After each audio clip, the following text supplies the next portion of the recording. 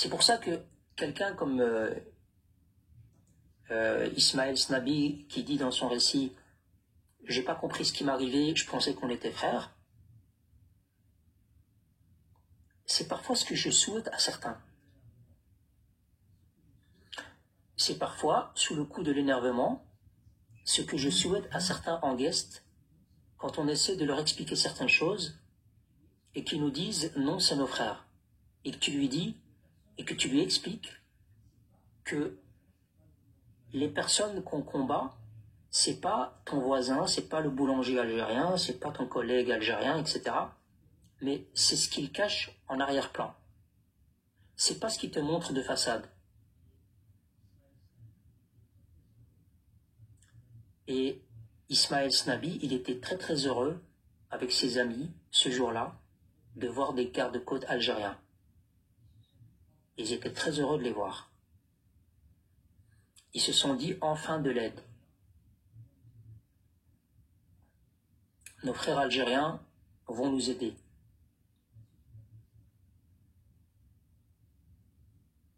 La suite, vous la connaissez. Il s'est avéré que ces gardes-côtes, ce ne sont pas des extraterrestres. Ce sont des gens, comme le dit souvent la sœur Lou, qui sont issus de la société civile algérienne. Avant d'être garde-côtes, ce sont des Algériens. Les propos qui sont tenus par rapport à ces frères-là,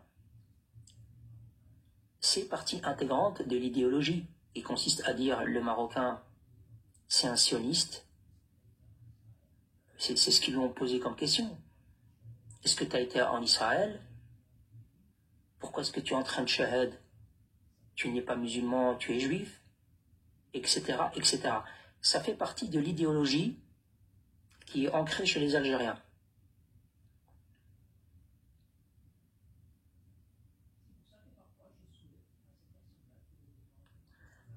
C'est pour ça que parfois je souhaite à ces personnes-là qui les défendent cœurs et âme, qu'il leur arrive la même chose. Oui, c'est ce que je dis souvent. Je dis souvent, continue à faire confiance à ces gens-là et je te souhaite la trahison de ta vie. Alors moi, je leur souhaite pas la mort. Hein. Je leur souhaite pas la mort. Je leur dis souvent, je te souhaite la trahison de ta vie.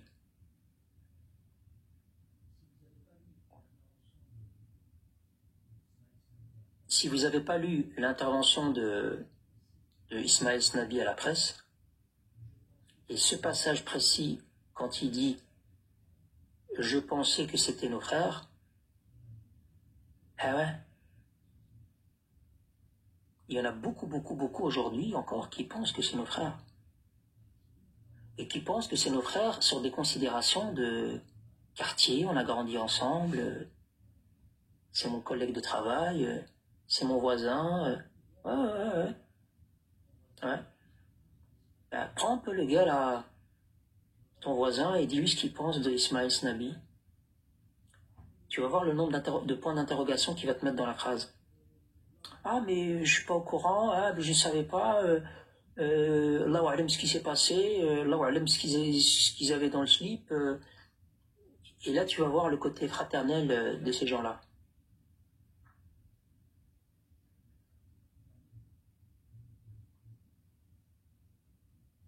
Amin. Amin, Khoya. Amin.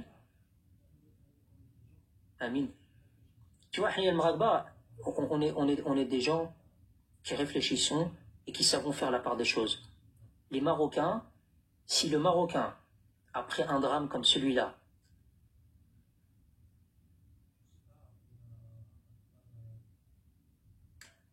je sais pas, Khoya Akbar, je sais pas. Le message, je sais pas comment l'interpréter.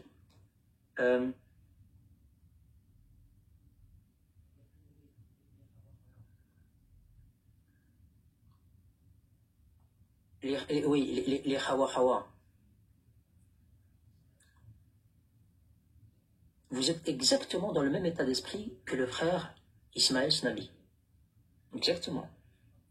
Vous savez qu'il y a un conflit politique, mais les peuples ne sont pas concernés.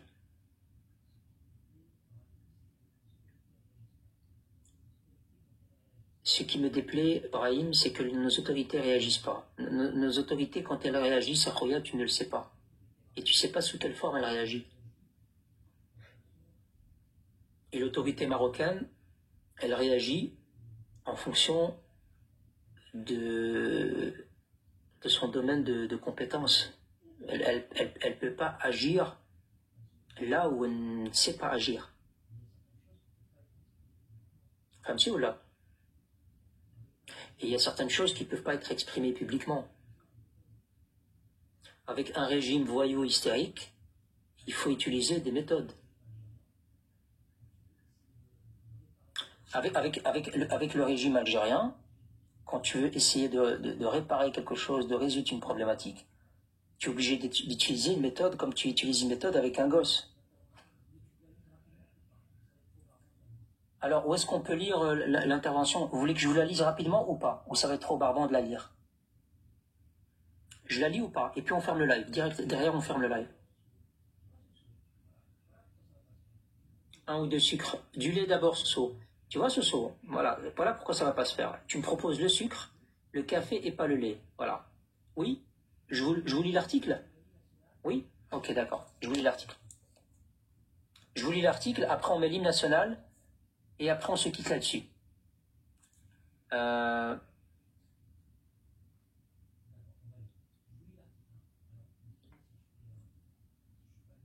D'accord, on va lire. Je vous lis l'article. Hein. Alors, désolé si je suis pas le meilleur des narrateurs, mais je vais essayer du mieux possible. Allez, c'est parti. Tahiyya al-Jazair. Ben oui, bien sûr, c'est tout ce qui te reste. C'est tout ce qui te reste dans ton HLM au 18e étage. T'as raison. Alors, je vous lis l'article. Ismaël Snabi, rescapé d'une année en enfer après une virée en jet ski entre le Maroc et l'Algérie. En août 2023, 2 vacanciers avaient été tués par des gardes-côtes algériens, un 3e s'était enfui et le dernier avait été arrêté.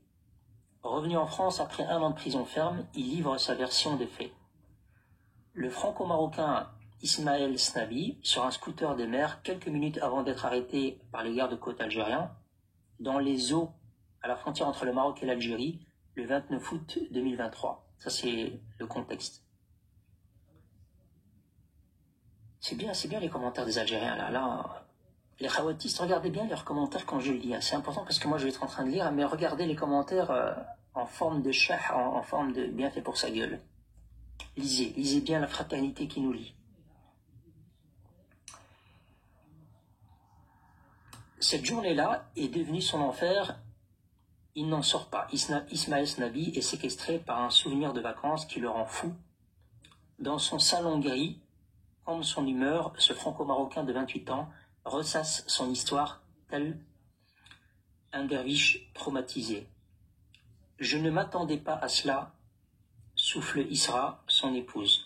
Le 5 septembre, il a dû rentrer chez lui à Clichy-sous-Bois, auprès de ses 3 garçons de 6 ans, 4 ans et 3 ans, après une année d'emprisonnement en Algérie. Le 29 août 2023, ce garagiste a été arrêté par une unité de garde-côte algérienne alors qu'il naviguait en scooter des mers avec 3 de ses proches. Aux alentours de 20 h, les 4 hommes, à court d'essence, se seraient perdus dans la brume dans les eaux territoriales algériennes alors qu'ils cherchaient à revenir après une longue sortie en mer vers la marina de Saïdia, ville frontalière de l'Algérie au nord-est du Maroc. Restez parce que c'est son récit, ses propos qui vont être assez édifiants à écouter pour ceux qui ne l'ont pas lu.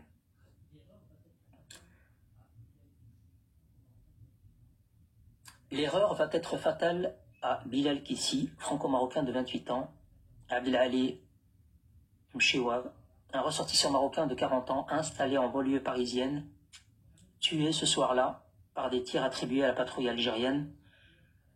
Mohamed Kissi, 33 ans, frère de Bilal, réussit à s'enfuir à la nage et à retrouver sa famille au Maroc. Ismaël, quant à lui, est emmené par les militaires. Et alors il dit « J'ai perdu 2 frères pour rien », répète-t-il en tirant sur une énième cigarette. « Je ne veux même pas me souvenir de cette journée Elle avait pourtant très bien commencé. Je me disais qu'ils allaient nous aider. Il est 17 heures, le ciel est d'un bleu insolent, la mer plate comme un lac. Avec ses amis, il se rend en jet ski au Cap de l'Eau, village de pêcheurs situé à une vingtaine de minutes à l'ouest de Saïdia. Là-bas, il s'arrête à un restaurant de plage, thé, jus, poisson, baragé. Le moment est hlo, sucré en arabe, et léger. Il est tard. Il faut déjà rentrer.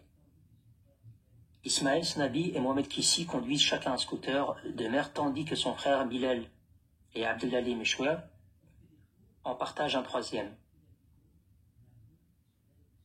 On fait des tours, des Snapchats, puis la nuit tombe, la brume se lève, se rappelle Ismaël Snabi. Tous pensent alors à se diriger vers la marina, mais le chemin du retour est long. Un peu trop à leur goût. Je m'arrête et je dis à Mohamed qu'on s'est trompé. On voit juste un truc blanc au loin. Il n'y a pas de panneau en mer. Surgit à toute vitesse un bateau, des militaires algériens. Selon Ismaël Snabi, cette embarcation fonce sur eux en zigzagant entre les motomarines pour les séparer. Je suis content de les voir. Je me dis qu'ils vont nous aider, nous indiquer la route. S'emballe-t-il comme s'il revivait la scène. C'est à ce moment-là que Ismaël Snabi échange quelques phrases en arabe avec les gardes-côtes. Il leur dit « On s'est trompé, on vient du Maroc ». Les gardes-côtes lui répondent « Foutez le camp, le Maroc c'est là-bas ». Et on me demande en même temps si je suis allé en Israël.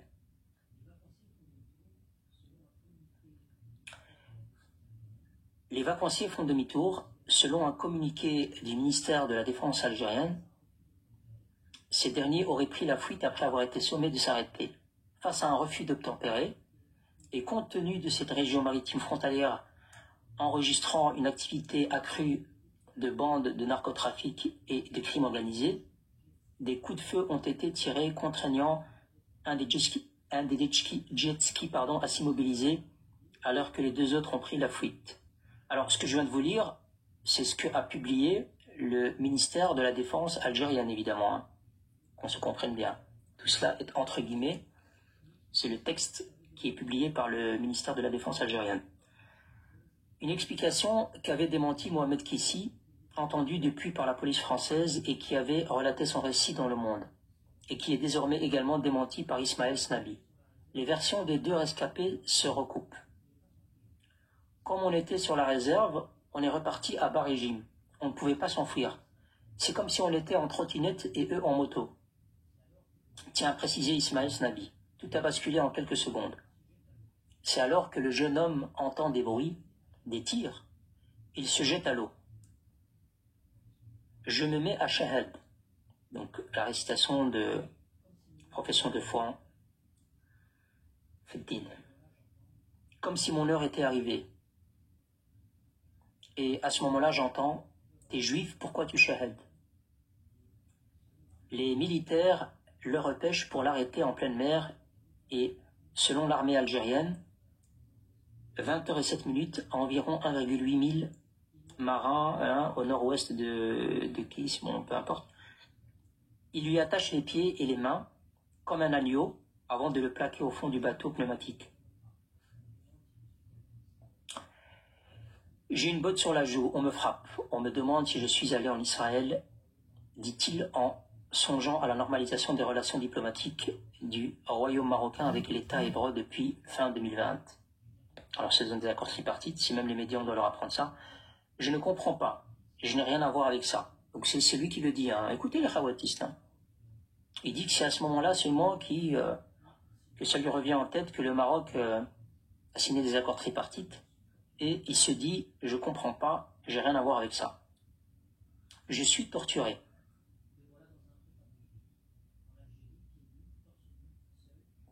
Le voilà dans un préfabriqué. En Algérie, pieds nus, torse nu, seul, Je n'avais que mon gilet de sauvetage, mon short de bain bleu, une montre, mon téléphone et une petite sacoche avec de l'argent, se souvient Ismaël Snabi. On continue de l'interroger. On me redemande une nouvelle fois si je suis allé en Israël, si je bois de l'alcool, si je peux réciter telle ou telle sourate du Coran. Je répète que je suis français, que je n'ai pas de passeport marocain. On me dit qu'ils insultent Sidna Mansour, et je ne vais pas répéter la phrase. Donc ils insultent, donc devant Ismaël Snabi, donc ils insultent le roi du Maroc. Je reçois des coups. On me met la tête dans un seau d'eau. Je suis torturé.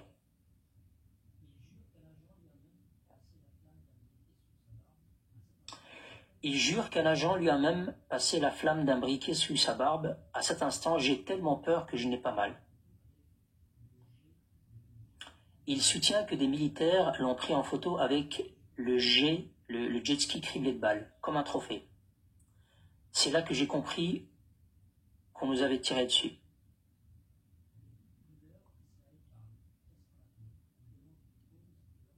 Depuis plus d'une heure, Ismaël parle, presque en apnée. Il demande une pause et lance un regard consterné, presque perdu, à son épouse. Ça, c'est la situation dans laquelle Ismaël Snabi livre son interview, en fait, ce que je suis en train de vous lire, devant le journaliste. Donc, quand je dis il s'arrête, déjà plus d'une heure qu'il parle, presque en apnée, il demande une pause, lance un regard consterné, presque perdu à son épouse, assise tel un bloc de marbre non loin de lui. 30 minutes plus tard, Ismaël Snabi revient et ouvre un nouveau paquet de cigarettes avant de reprendre son récit.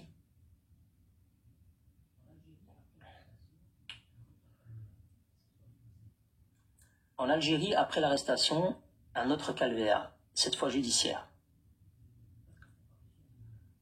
Le 30 août, il passe en comparution immédiate. Toujours en short de bain. Donc, quelques semaines après, il est toujours en short de bain, le même. Il est condamné à 3 mois de prison ferme pour entrée illégale, peine qui est confirmée en appel, et pour avoir traversé la frontière sans les documents du scooter de mer qui appartient à Mohamed Kissi. Ismaël Snabi est poursuivi pour délit de contrebande d'un véhicule. Le 6 septembre, il est condamné pour ce motif à 6 mois d'emprisonnement ferme et à 15 millions de dinars d'amende, c'est-à-dire 100 000 euros. Soit 5 fois la valeur du jet ski selon les douanes, qui se sont portées partie civile. En appel, le 1er octobre, la peine passe à 1 an ferme. Les 4 procès ont été expéditifs. Je ne saisissais pas tout. On ne parle même pas l'arabe. 1 mois plus tard, il apprend en détention. Alors là, franchement, moi, c'est la partie la plus insupportable à lire. C'est celle-là.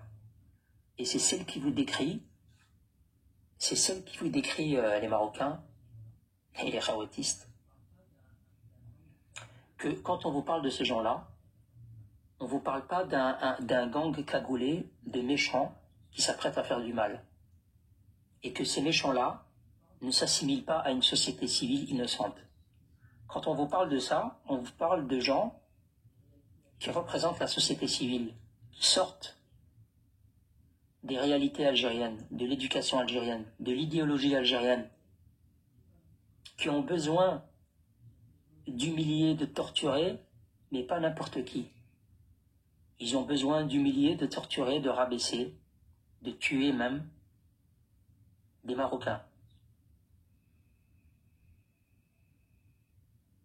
Alors je vous lis la suite. 1 mois plus tard, il apprend en détention la mort d'Abdelali Mchiwer. Alors de quelle manière, je vais vous le dire. Un policier lui montre sur son téléphone la photo de son ami allongé. Donc ils avaient besoin en fait de le faire souffrir de toutes les manières. Quelques semaines plus tard, son grand frère Jamel, qui a pu venir le voir en prison, lui apprend la mort de Bilal Kissi. Je lui demande de ses nouvelles et mon frère me dit il est parti. Il fallait encore gérer ça. J'en ai pleuré jusqu'à épuisement.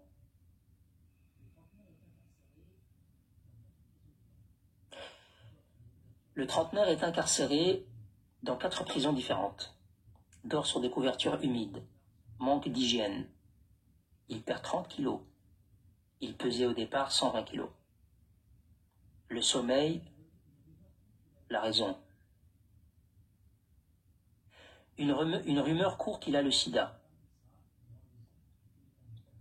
À partir du 28 novembre, sa femme Isra lui rend visite tous les 15 jours au parloir, qui dépasse rarement les 20 minutes.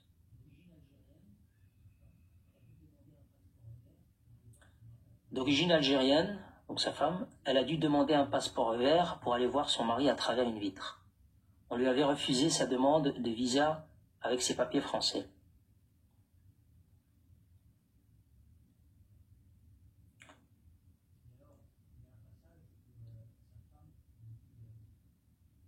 Et alors, il y a un passage où sa femme dit aux policiers algériens,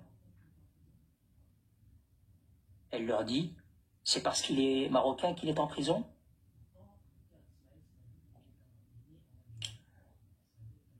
Pourtant, le père d'Ismaël Snabi est né en Algérie, sa belle famille est algérienne. Lui-même est né à Abnidrar, près d'Oujda, non loin de la frontière.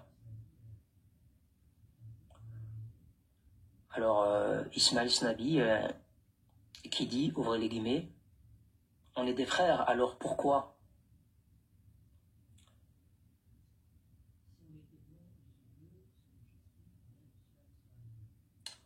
Si on était blond aux yeux bleus sur le jet ski, rien de cela ne serait arrivé.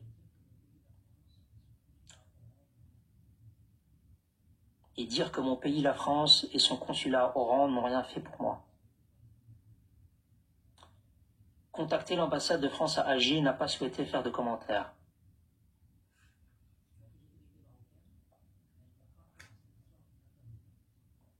Quant aux autorités marocaines, elles n'ont pas fait de cette histoire une affaire d'État.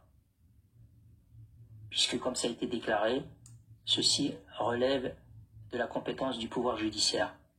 Et quand on dit que ça relève de la compétence du pouvoir judiciaire, ça ne veut pas dire que, de notre côté, le Maroc ne faisait rien en coulisses. C'est que juste le Maroc ne s'est pas servi pour en faire une affaire d'État. N'oubliez pas que vous avez affaire à un régime voyou, hystérique, qui cherche justement à provoquer plus que une affaire d'État. Et vous avez compris ce que je veux dire par là.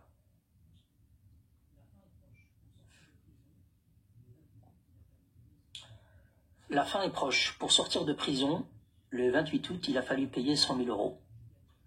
Sinon, c'était quelques années en plus. Je me suis endetté auprès des proches. Je gagne 1700 euros.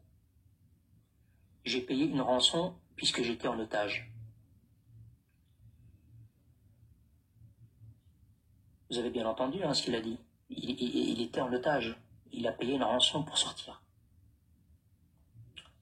Une fois la peine exécutée, un policier lui aurait dit de mettre son histoire de côté, de ne pas l'évoquer en France. Parce que si tu parles, n'oublie pas que tu as de la famille en Algérie. Donc quand on vous parle d'un État voyou, quand on vous parle de rançon, quand on vous parle de prise d'otage, ce que je viens de vous lire, c'est en adéquation avec les qualificatifs qu'on leur attribue. Quand on dit que c'est un État voyou, c'est pas juste les méchants petits Marocains qui s'attaquent aux gentils Algériens. Vous êtes un État voyou. Vous êtes dirigé par un État voyou. Parce que si même l'autorité lui dit « Tu ferais bien de pas trop en parler en France, tu ferais bien de mettre cette histoire de côté, parce que n'oublie pas que tu as de la famille en Algérie », c'est des attitudes de voyous. C'est un peu ce qu'on retrouve dans les films quand on s'apprête à libérer des otages. On lui dit « Je te libère, mais Ferme ta gueule. Et alors je finis le dernier paragraphe qui dit: il y a quelques semaines, Ismaël Snabi est retourné au Maroc pour se recueillir sur la tombe de ses deux amis. Ils ont été exécutés, dit-il. Depuis, à Clichy-sous-Bois, il voit 2 fois par semaine un psychiatre. La police française doit prochainement l'entendre dans le cadre d'une plainte contre X pour homicide volontaire déposée par la famille Fissi. Je demande justice, conclut-il simplement avant de partir, tête basse, les mains dans le dos, comme en prison.